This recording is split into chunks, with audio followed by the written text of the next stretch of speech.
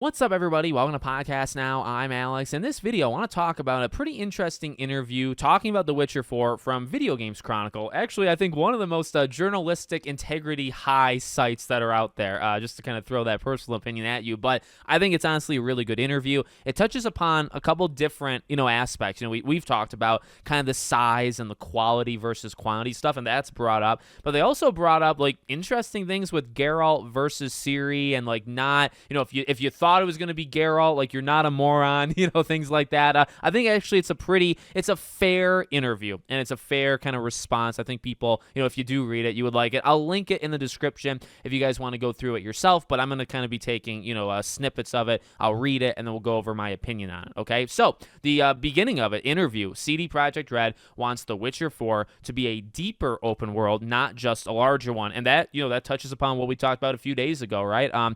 You kind of expect it to be the same length as Witcher 3, just, based off history and whatnot, but, making it big or making it just as big, that's fine. I mean, and people will expect that, right? I'm not saying, people expect it to be 10 hours all of a sudden, but, you also have to make it fulfilling. You have to actually fill it, and that's something that makes The Witcher 3, I think, really special, is so much of that game and so many of those hours, 100-plus hours you can spend in it, so much of them have meaning and purpose, and not every game that's 100 hours has that. In fact, I would say most do not have that, okay? So, that just the title, I like the wording, I like the hook that they have there. So they say that they spoke to the narrative director and executive producer about the return to the franchise, and so they talk about the trailer first, and they say, while there are extreme opinions on the fringes of gaming circles making bad intentioned photoshops of Ciri, and there definitely are, demanding she's injected with more sex appeal and robbed of any semblance to real human, there are other genuine Witcher fans who are disappointed that they won't be playing as Geralt this time around. I think we definitely knew it would be controversial for some people because, of course, in the previous 3 Witcher games, Geralt was the protagonist.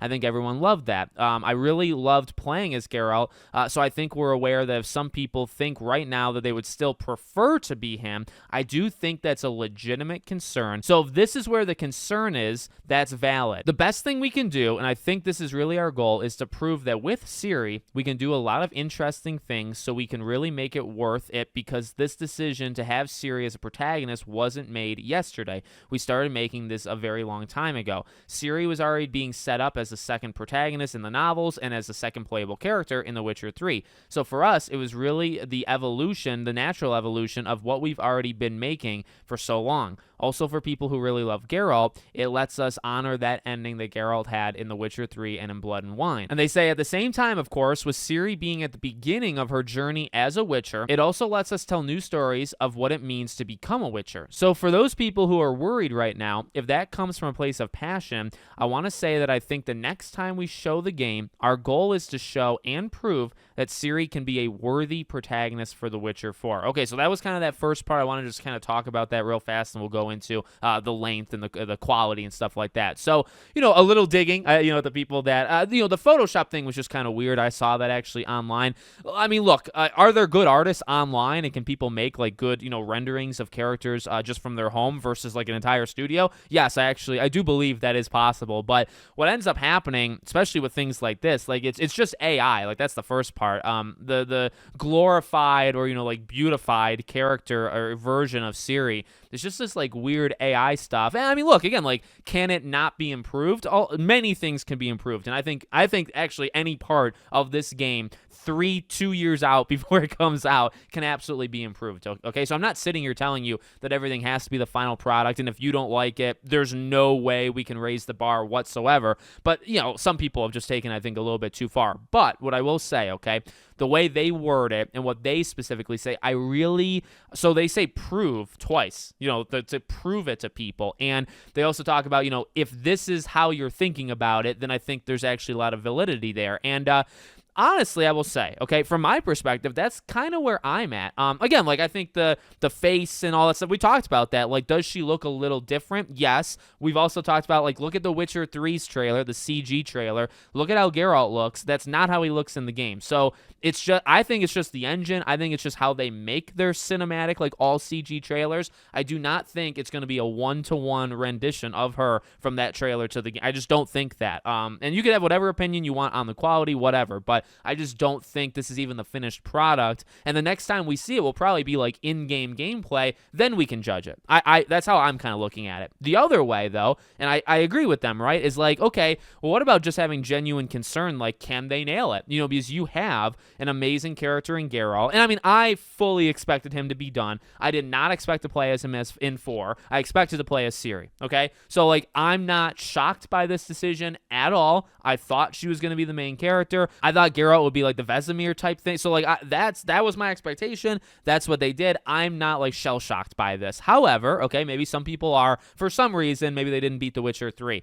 Again, if you're coming at it from a place of like, okay, well, you know, and actually I just talked about this in another video. I don't know which one is going to go up first. Like, to just assume that Ciri is going to be like a 10 out of 10 masterful character is also probably silly. Like, they need to show that. They need to prove that before I start to think that, okay? Right now, you can hope that she's going to be a great character, but you don't know. At the end of the day, you really don't know. And I think that's okay. I actually think that's what they're talking about in that article, that I really, almost it's refreshing because, you know, again, depending on if you watch the other video I did today or not, oftentimes you're just told to like it. Oftentimes you're just told, oh, it's Ciri. Well, you need to, I mean, she's an incredible character already, and she's going to be, not maybe will, she will be an amazing character, and if you don't like that, screw you. You know, now you're this or you're that. I don't like that. I don't like being told that, and I try to be a little bit more level-headed than that, and that's, I think, what they're kind of addressing, where it's like, hey, if you're even a little bit skeptical on it, if you're coming from a place of passion, you want the game to be good, you want Ciri to be good, there's nothing wrong with that. Why would there be anything wrong with that? Now, I think in certain places in the internet, there would be something wrong with it, but that's why I think this is a little bit more refreshing. Let them prove it to us. That's what they want to do. The next time they show it, they're out to show you that Ciri can be the lead and a great lead of these games. Great. You know, and there's not even too much more you can say because, again, they have to prove it. Like, we have to wait. And that's actually, you know, one of the things I talked about with showing the trailers so early. That's kind of one of the negatives because we might, this prove it thing, you might not have to, they're not going to have to prove it to us for like a year and a half. We're probably not going to see the game in the entirety of 2025. And so, you know, for those that are skeptical, you got to wait like over a full year, I imagine, before they say, okay, let's show you in-game stuff. We're going to show you a side quest. We're going to show you some really meaty dialogue to show that, you know, our writing is still good, things like that, right? And that's where they will prove it or will not prove it. But we're going to have to wait, right? And so that's kind of the balancing thing that's going on. Okay, let's go to the next part. Well, actually, I probably should have read this one first because this kind of backs me up. Everyone has the right to have an opinion, and we do believe it comes from passion for our game. And I think the best answer for that will be the game itself when the game is released. That's exact. And I did not read that before I talked about it. I didn't cheat. That's exactly it, right? That's actually literally what I just said. So they also talked about kind of when to show things, when not to show things. This time, CD Projekt says it's being much more deliberate about what it shows from The Witcher 4 and when. There were a lot of lessons. How do we work within the team? How do we communicate honestly? How do we have transparency? Despite the reveal trailer, it doesn't seem likely we'll see more of The Witcher soon. We are not yet starting the marketing campaign. We want to remind our fans that we are coming back with The Witcher. We also want to introduce it to a new audience. So again, that's the whole, we did show it, you know, we showed it pretty early and we're not going to show it again for a while. Then they talk about some of the side stuff. So the importance of our stories is that we are always connected to the world. It's not just like going, oh, this is a problem that we want to tackle. No, it feeds into the overall story, to the world, to the region's problems.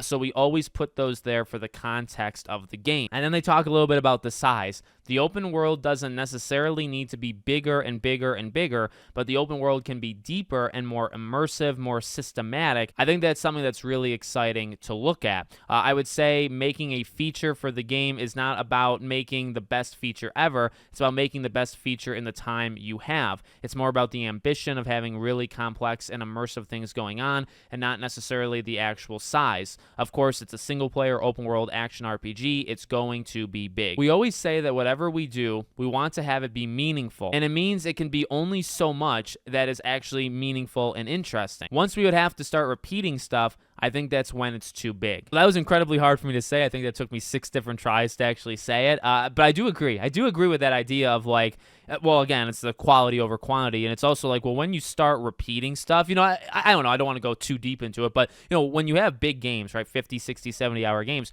when I talk about fluff, and I do that, a lot of these videos, right? Kind of when you pad games, when you have it's 60 hours, but 30 hours is that padding. Well, what is actually padding? Well, it tends to be kind of these cliche, like, they've been around for 30, 40, fetch quest type things. But it is actually, like, at its simplest point, okay? It's repeating ideas. That's really what it ultimately is when you have a gigantic game and half of it is fluff, what ultimately are you doing in that fluff? You're repeating. You're doing the same thing. You're doing generally the same thing, right? So I don't know. That could be too much of a reach, but that is an interesting way of saying it. I've always talked about just like fluff and padding, but I've never talked about like repeating, and that's really what it is, though, right? When you go to a lookout tower and there's 50 lookout towers, you're generally doing the exact same thing. When it's I don't know, like a bounty type side quest, you go, you take somebody out, you bring something, and you come back, and it's the same kind of way of doing it, and you do that 10 times. You're repeating it, right? So it's like, well, maybe you have them do it 2 or 3 times instead of 10. Yeah, that'll take some time. That'll take maybe 30, 40 minutes off of the play time, but I think you just enhance the quality because you're only doing it a few times. It feels special versus doing it 10 times and it doesn't feel special anymore, right? So I don't know. I could be reaching, and that might not be what they're saying, but I kind of get the sense that it is. There was more to that article, by the way, that I kind of skipped, kind of the middle portion of it. Again, if you guys want to read it, it'll be in the description. Good interview, good article just overall, and it gets me excited. It really does. They do have a lot to prove. Really, I've been saying it a lot, and I said in the beginning of this video, I mean, I love The Witcher 3. I think The Witcher 3 is just full of that kind of meaning and purpose, to use kind of these buzzwords, from the article. I just really want Witcher 4 to give me the same vibes. In terms of spoiling it, right? What I want from this kind of marketing and lead up to The Witcher 4, okay, in the next like 3 freaking years, when they show it, I just want to see if it's in that same kind of vein where things have purpose and everything feels like it needs to happen. And even what they say, with the side stuff, like, it is small maybe, but it maybe feels larger than life, like you're helping a town. And yeah, I mean, compared to like the main quest, it might not be as big of like a ramification, or actually it might be bigger because maybe some main quest stuff is very internal, very personal, but maybe some side quests, you're helping a village out, that's actually bigger. Well, it could be, depending on how you look at life, right? Could be bigger than just like working on yourself. So it's interesting, and that's something that I want to see from this game, or just see like what it's going to show, as we get closer. Can it give off the Witcher 3 vibes of, like I keep saying, like quality? It can be 90 hours, but needs to feel like it needs to be 90 hours. If it feels like it's only 40 hours and they make it 90, well, that's not right. That's actually going to lead to a worse game, in my opinion, and it has multiple times in other games. So let me know what you guys think in the comments. Make sure, as always, you're subscribed to the channel, bell icon turned on, and I hope to see you all on the next one.